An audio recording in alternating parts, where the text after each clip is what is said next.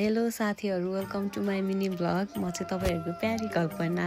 अनि आज चाहिँ मैले बिहानदेखिको बेलुकासम्म मैले गरेको कामहरूको भिडियो बनाउँछु भनेर चाहिँ अल्छी नमानिकन बनाउन थालेँ। भरे उठ्ने बेलामा त उज्यालो भइसकेको। अनि मम्मी चाहिँ बिहानै उठेर रक्सी पनि बनाउनु हुँदै थियो। अनि मलाई चाहिँ धान काट्नु छ, म चाहिँ घरको कामहरू गर्छु भन्नु है। अनि त्यस पछाडि के खाएर जाने, फेरि खेतालोमा त अलिक ढिलो टाइमसम्म काम गरेपछि त खाजा खाइन्छ नि त।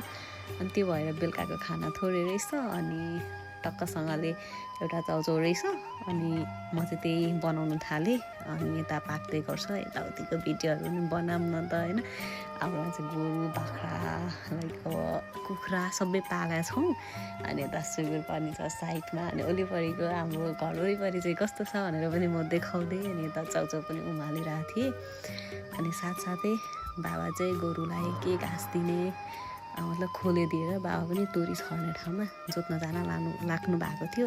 अनि मैले चाउचाउ र बासी भात चाहिँ बहिनीसँग खप्पी खाएँ। म खासै चाउचाउ त खाँदिनँ, तर पनि काममा जाँदा चाहिँ खाजा केही थिएन। अनि त्यही थियो, मैले त्यही बनाएँ, त्यही खाएँ। तर मिठो भएको थियो। धुलो अचार मम्मीले बनाउनु भएको थियो। म अलिक पिरो खाने मान्छे नि त। अनि बाबा पनि जोत्नु जाने भनेर बाबा पनि खाजा खानु थाल्नुभयो।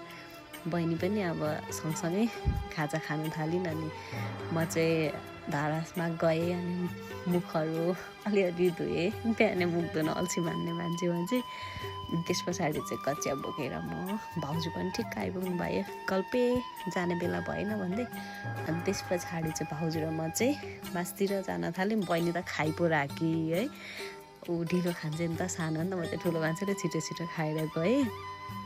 अनि जाँदै गर्दाखेरि चाहिँ हाम्रो गाउँ वरिपरि चाहिँ कस्तो छ भनेर चाहिँ भिडियोहरू बनाएँ। सबैजना साथीहरूलाई चाहिँ एकदम मिस गरेको छु। मेरो बचपनको साथीहरू, हामी चाहिँ बाटो कलेज जाने लाइक अब काम गर्न हिँड्ने बाटो पनि यही हो नि त। अनि मैले चाहिँ तिमीहरूलाई पनि मिस गर्दै भिडियोहरू बनाएर आएको छु है। अनि अब अहिले फेरि काम पनि छैन। अनि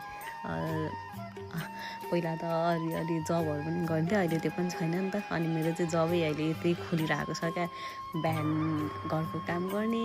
अनि धानसान अहिले खोलिरहेको छ नि त। अनि हाम्रोतिर चाहिँ 7:30 बजिहाल्छ, पुग्दा पुग्दै 7:30 भइहालेछ कि धान काट्न। अनि ढिला भइसक्यो भने फेरि धान काट्ने ठाउँमा चाहिँ एकदम त्यो के अरे घाँसहरू धेरै भएको होइन।